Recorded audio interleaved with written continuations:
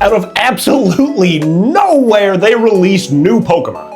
For the new Pokemon version of Animal Crossing, they have released new Pokemon. This is Pokopia, and they released, like, the first one I saw was this Moss-lax. And they have different forms for different Pokemon. There's like this professor-looking Tangrowth. And like one new Pokemon right now is wild for this game.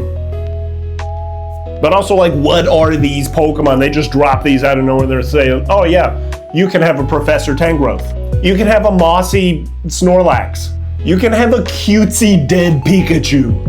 So like, what does this mean? What are these? Are these regional forms? Are they different species? And like, if you've been on Twitter at all, you can see that everybody's coming up with the idea that this is a post-apocalyptic version of a region, the Kanto region, right? So like, if that's true, like, they're not regional forms, they're in the same region, but they're obviously different forms. But it's like, how far into the future would these be different species than the Pokemon that we currently play with and know?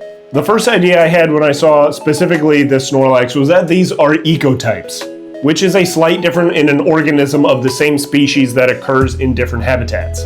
Because the idea of species are completely like made up and man-made, like obviously animals or plants could have different variations within the same species, and they could reproduce and create fertile offspring. That's kind of like what an idea of a species is, but they could have some slight differences depending on where they live.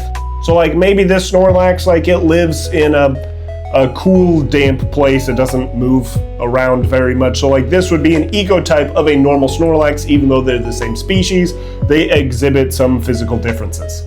But like, that was just the first theory that came to mind. I would love to hear what other people are thinking of this. Like, what are we gonna classify these Pokemon as?